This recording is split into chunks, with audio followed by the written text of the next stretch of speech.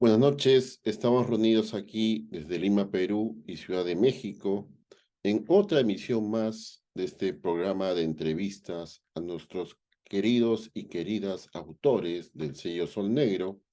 Y en esta noche tendremos como invitado a Manuel de J. Jiménez desde Ciudad de México. ¿Qué tal, Manuel? ¿Cómo estás? Hola, querido Paul, muy bien, muy contento de estar en esta serie de entrevistas a autores, verdaderamente emocionado de que se dé este diálogo con editores, autores, desde Latinoamérica para Latinoamérica. Muy bien, Manuel. Y antes de empezar la breve charla con Manuel, vamos a leer una pequeña semblanza de su trayectoria. Manuel de J. Jiménez nació en Ciudad de México en el año 1986. Es poeta y ensayista. Entre sus más recientes libros está la compilación Constitución Poética de los Estados Unidos Mexicanos en el año 2017, el otro informe, Palabra Poética del 68 Mexicano en el 2018, Dioses Procesales en el 2018 y Savant, un poemario híbrido que fue publicado por la editorial Sol Negro, que tiene la característica que es la única publicación del sello Sol Negro que se imprimió en otro país. En este caso, se imprimió en Ciudad de México y se presentó en Ciudad de México, ¿no? Y bueno, vamos a empezar la charla con Manuel en torno a este libro. Y mi primera pregunta es acerca de la estructura del libro, que me parece novedosa. ¿Por qué?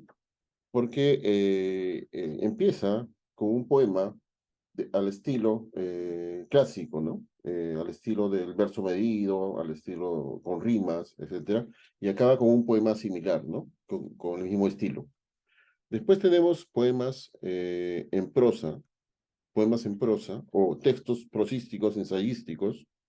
Después tenemos poemas que se titulan Monster Wits, que son en verso libre.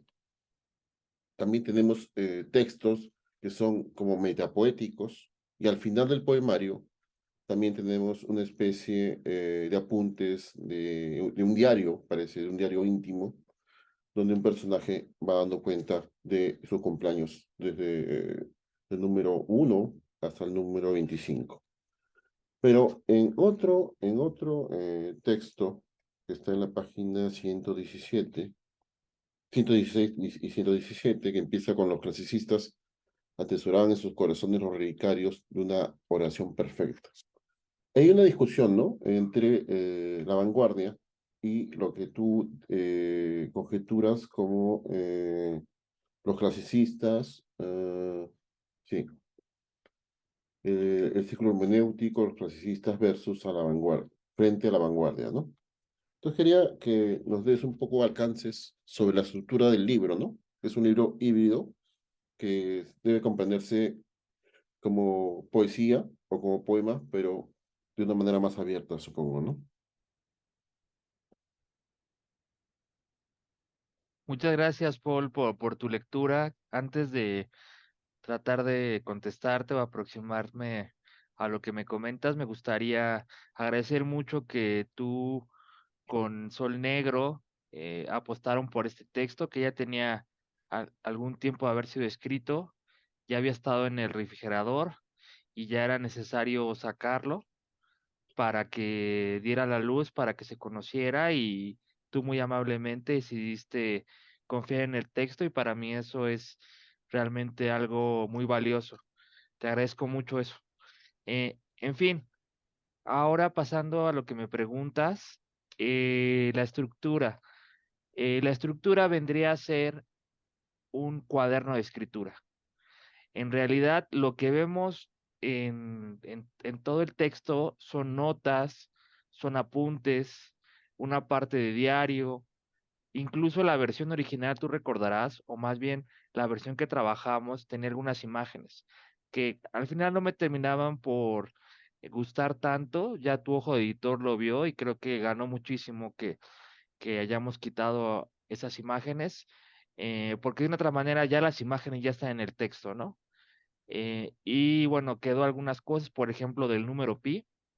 Entonces, lo que yo traté de hacer en este libro es pensar como una persona que tuviera esta patología, que bueno, es una patología y no, también es genialidad, y cómo esa persona busca escribir un poemario. Pero lo que es más interesante no es el poemario en sí mismo, sino el trayecto. No es el producto, que el producto no está, sino el trayecto, las notas. De una otra manera también busca representar un proceso de escritura ficticio, que bueno, también es mío, pero a la vez no. Ujú. Y bueno, comienza con la cuestión de una reescritura del poema famoso de Lope de Vega, que vendría a ser lo que él se alcanza a escribir. Todo lo demás sería el cuaderno de escritura y finalmente también una intervención al arte nuevo de hacer comedias, por lo que preguntabas de inicio a fin. Y todo lo que está en medio es este cuaderno de escritura. Ahora, respecto del otro que me comentabas, sí busca de una otra manera eh, contar la historia de la literatura, pero no una historia, digamos, apegada a lo que pasó, o una historia que considere a pie juntillas tradiciones, corrientes, escuelas estéticas, sino más bien lo que él percibe, ¿no? Entonces, no necesariamente la vanguardia que él está mencionando es la vanguardia real, sino es su visión de la vanguardia y los clasicistas, ¿no? Incluso menciona ahí conceptos que nunca existieron, como la gran purga, el, la cuestión de el círculo de poetas numerálficos, nada de eso existe, ¿no? Son invenciones al final, entonces trato también de ir jugando con eso, ¿no? Algo que no existe, pero pudiera existir, y sobre todo, si existiese, sería en la mente de los propios Saban. Me quedo con esa idea tan interesante que acabas de mencionar, ¿no? Tú primero dices no existe, y después pones la salvedad, pudiera existir, ¿no? Y creo que el libro va en ese juego, que no es tanto juego, de repente parece un juego, pero no. Y yo te hacía esa primera pregunta porque me interesó bastante, bueno, y siempre me interesa bastante la estructura de los libros, pero en este sentido, ¿no? Que el libro es moderno, es vanguardista, entre comillas, ¿no? Pero en las formas, la mezcla de formas, las mezclas híbridas, ¿no? De los géneros, también va por ese camino, pero no es el artificio verbal, ¿no? Es decir, aquí hay un espíritu, ¿no? De modernidad, de vanguardismo, que no cansa, ¿no? Y la segunda pregunta que quiero hacerte es un texto prosístico, sale en la página 83, pero en varios textos también sale esta idea. Empieza ahí con que yo que nací bajo el lastro de la epilepsia, escribo un libro de poemas donde los números sean considerados poesía por sus signos y texturas. Un libro en que cada letra asuma una equivalencia numérica y nazcan palabras con una cifra pulsando en sus vísceras, etcétera, ¿no? Entonces me ponía a pensar un poco en esto que ya has adelantado, el círculo de los poetas numerálficos, que son 9 más uno, 10. Que si tú quieres explicar un poco sobre eso, pero quería preguntarte específicamente ahora sobre esta relación, ¿no? Que tú encuentras y ejemplificas aquí en varios textos entre los números y las letras, ¿no? Bien, bueno, qué bueno que tocas ese tema porque algo que cruza el libro es la idea de lo numérico. Hasta cierto punto la numerología, pero una numerología también distinta, apócrifa. Eh, el Sabán lo que hace es también en este cuaderno de escrituras representa una mitología y busca generar el mito de autor. Si tú te das cuenta, más allá de generar técnica en los escritores, que creo que es muy importante, por lo que a veces se preocupan más es por generar la idea del autor. Entonces él está generándose como un autor, está rivalizando con Lope de Vega, ¿no? En ciertas partes. Y empieza a narrar su nacimiento, ¿no? Que eso se me hizo interesante, porque algo que tiene que ver con la capacidad que tienen esas personas, consideradas Saban, es que tienen una memoria privilegiada. tienen una memoria que pueden recordar muchísimo y hay también algunos casos que desarrollan ciertas habilidades en algún campo del conocimiento. Por ejemplo, algunos que son excelentes dibujantes que pueden dibujar un paisaje así de una manera exacta, las casas, las ventanas, y hay otros que tienen una cuestión de los números, que incluso pueden ser calculadoras humanas. Hay también un caso, no lo recuerdo, en Estados Unidos, un afrodescendiente que era famosísimo porque les daban cifras y podía hacer cálculos complejos. Y claro, ahora sabemos que ese personaje era Savant. Entonces, hay también una cuestión numérica y lo que busca la voz savántica o el personaje es reconciliar a los números con las letras, ¿no? Que ahora en nuestra cultura de la especialidad pareciera distante, ¿no? Por ejemplo, te dedicas a la cuestión de las humanidades o te dedicas a la cuestión de las ingenierías, la física, ¿no? Y pareciera que están disonantes, ¿no? Salvo algunos autores como Borges y otros que lo han hecho así, un diálogo constante. Entonces, ese, digamos, es como la empresa. Y hay también fijación con el número 5, también una fijación con el número 5 y hay sinestesia, hay varios movimientos de percibir la realidad. Lo que busqué de otra manera y donde yo más me clavé fue en la manera en cómo esta persona puede percibir la realidad y como tú dices, los géneros literarios, el ensayo, la poesía en verso, el diario, pues le quedan cortos, ¿no? Más bien hace una especie de codigofagia o toma todo eso y lo revuelve, ¿no? Sí, correcto. Y ahora que mencionabas el número 5, por ejemplo, hay un soneto escrito en números, ¿no? No sé si puede notar ahí. Bueno, pero también el número 5 y aparte el número 9, ¿no? El número 9 también es una recurrencia. Y así como salen diferentes personajes de la cultura, salen otros dos personajes que, como tú dijiste, el libro Savant trata de no asumir una voz autoral propia de repente, sino varias voces de otros personajes. Y también la construcción de repente de una voz personal de un poeta, que no se sabe a ciencia cierta quién es.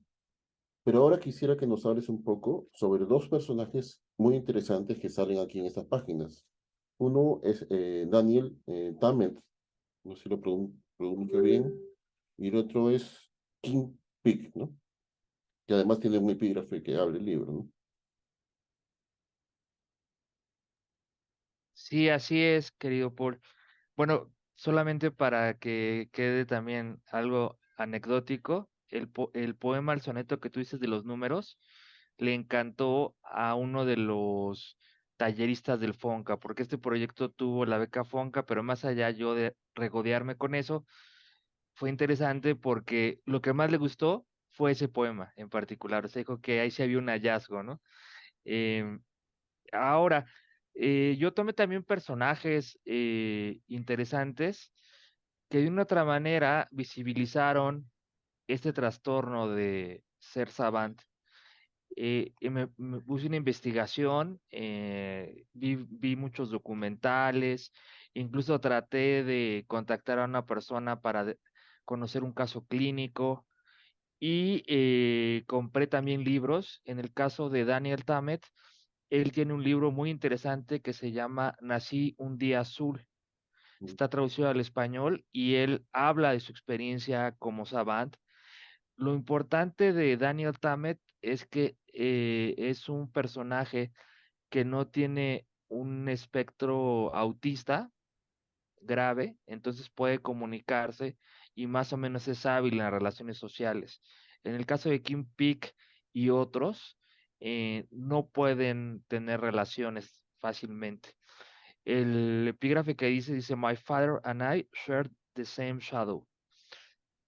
Y habla del apego al padre. Y incluso si uno revisa la biografía de este personaje, pues su padre lo vestía, le ataba los cordones de las zapatillas, pero él iba a la biblioteca, recibía a la gente y le recitaba libros completos, sabía dónde estaban sus datos en la sección telefónica, ¿no? De la ciudad, o sea, era como una atracción local. Y entonces esos fueron como los personajes centrales o pivotes que en un momento de la historia, porque también el libro cuenta una historia, ¿no? También hay que decirlo, trata de contar una historia.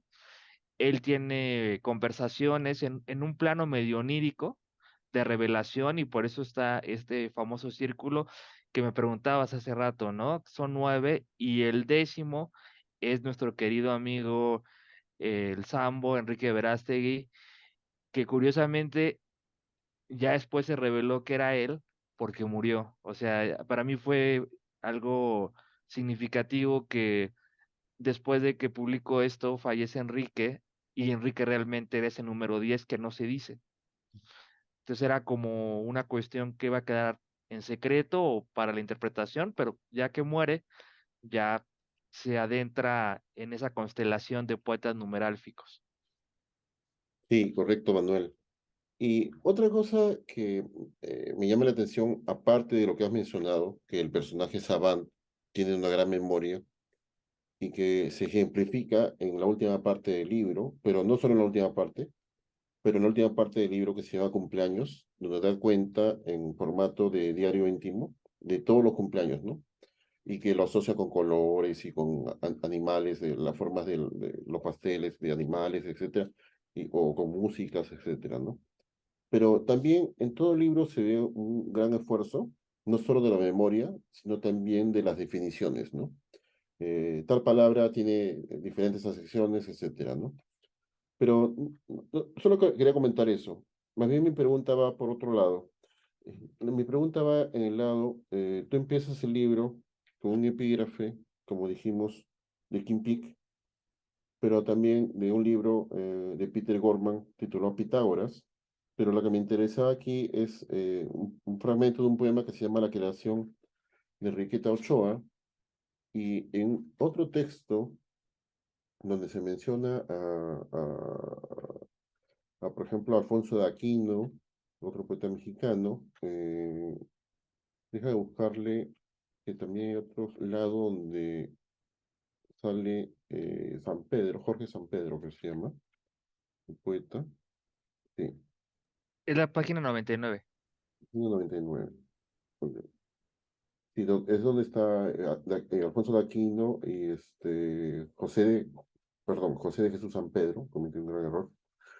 Pero y más antes se menciona un libro, Cuerpos de Más Rojas, ¿no?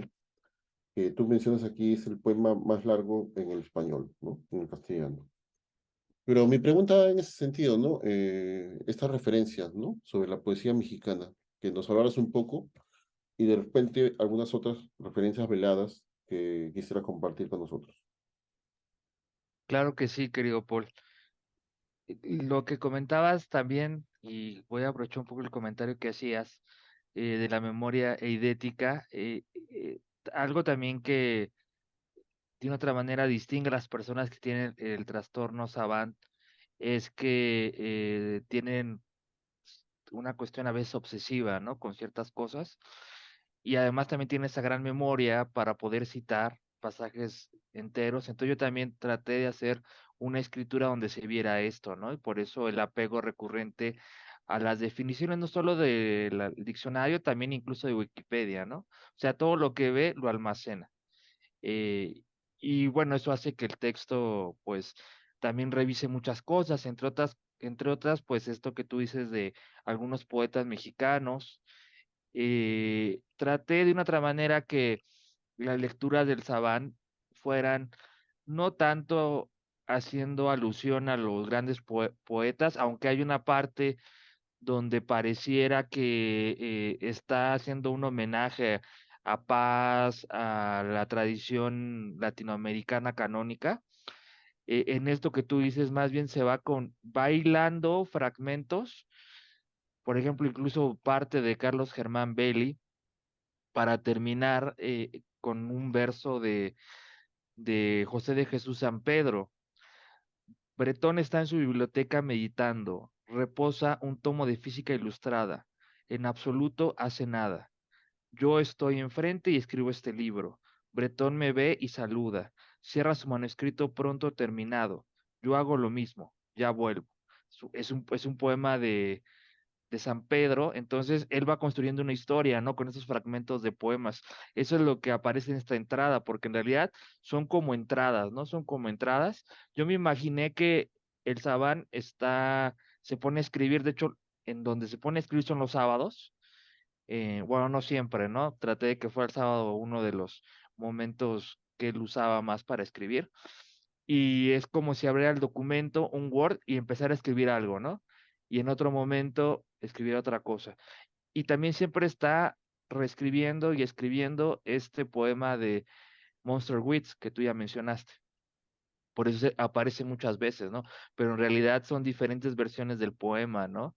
Ya llevándolo quizás a un extremo, cuando uno agarra y corrige un poema, pues le corrige algunas cosas, pero él lo que hace es que lo cambia. Entonces, una versión no tiene nada que ver con la otra, ¿no? O sea, es demasiado. Sí, correcto, Manuel. Y ya que mencionaste a Carlos Germán Belli, hay otros dos poetas peruanos a los cuales mencionaste. Uno es Verástegui, que también tuvo una relación entre la poesía y los números, y el otro es Vallejo, ¿no? Que también tiene una relación con los números. Y en el caso de Belli, el famoso poema Hada Cibernética, ¿no? La relación entre la poesía y la tecnología. ¿Cómo llegas a eso, ¿no? ¿Cómo planteas esas relaciones? Ah, mira, muy interesante. Bueno, yo soy un gran lector de la poesía peruana. Desde mi punto de vista, creo que es una de las más potentes en Iberoamérica. Y de hecho, esos autores que mencionas aparecen en Sabán. Aparece Vallejo, no recuerdo exactamente la parte, pero aparece citado, porque además también el Sabán cita en APA, ¿no? Que tiene que ver con los números. Aparece también Belli con ese poema que mencionas. Claro, el gran, de una otra manera, no quisiera homenajeado porque eso fue posterior al libro mismo.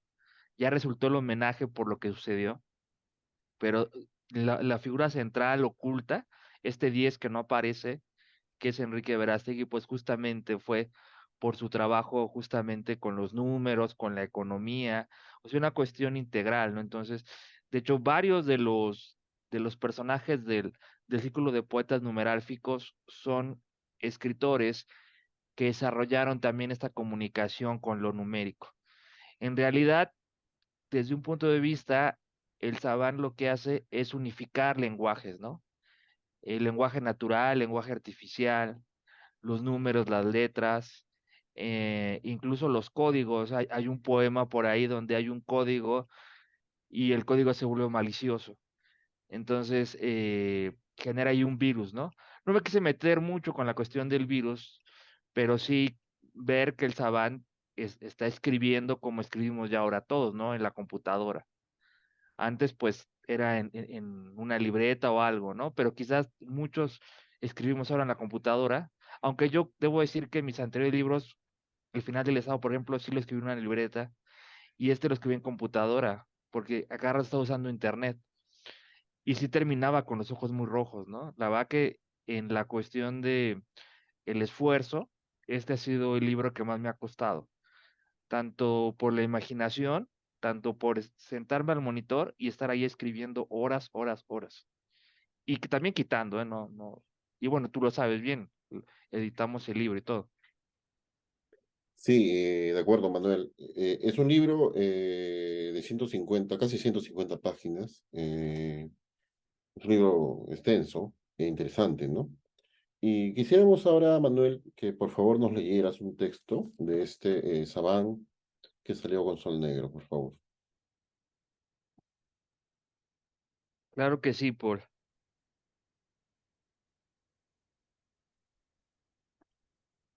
Así construyo mapamundis, trazando aún los continentes que se derrochan en el tizne.